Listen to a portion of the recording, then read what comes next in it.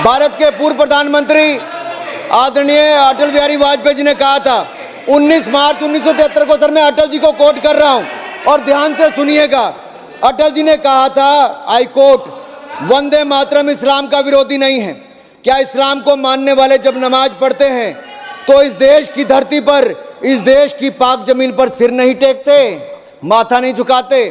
ऐसे मुद्दों पर किसी को भी असहमत होने की इजाजत नहीं दी जा सकती।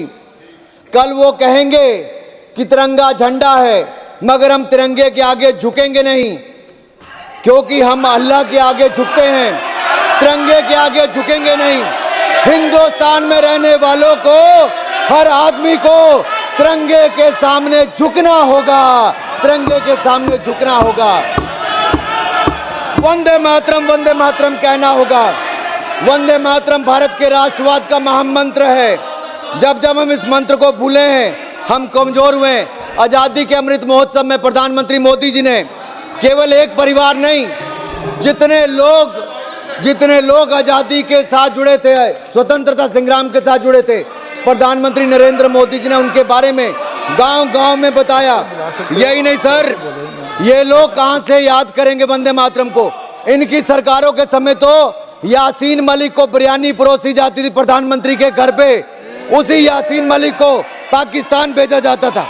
अरे बाटला हाउस कांड के आतंकवादियों के घर जाकर सोनिया गांधी जी रोती थी।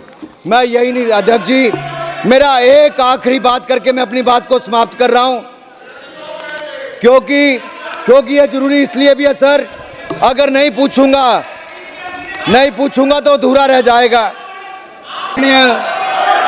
माननीय अध्यक्ष जी, अगर 1896 में अगर 12वें कलकत्ता में कांग्रेस के 12वें अधिवेशन में रविंद्रनाथ टैगोर जी ने गाया था और उसमें एक मुस्लिम रहमतुल्लाह एम सयानी ने उसकी अध्यक्षता की थी, क्या तब ये मुस्लिम विरोधी नहीं था? 1905 में बंगाल के बारिसाल में चित्तरंजन गुहा जी ने वंदे मातरम के लिए अपना खून बहाया। 1907 में वंदे मातरम गाते गाते सुशील चंद्र सेन ने कोड़े की सजा झेली। 1908 में खुदीराम बोस ने वंदे मातरम गाते फांसी चढ़ ली। 1909 में मदनलाल ढींगरा ने वंदे मातरम बोल लंदन में फांसी से जूझ गए।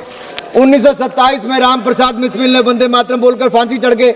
1971 में कलकत्ता में जब दिनेश चंद्रगुप्त वंदे मातरम का उद्घोष किया तो पूरी जेल में सलाखे हिलाते हुए सर जब फांसी की सजा हुई सबने वंदे मातरम कहा। देश को आजादी भी दिलाई, जितनी लाठियां चली उससे ज्यादा दुगनी आवाज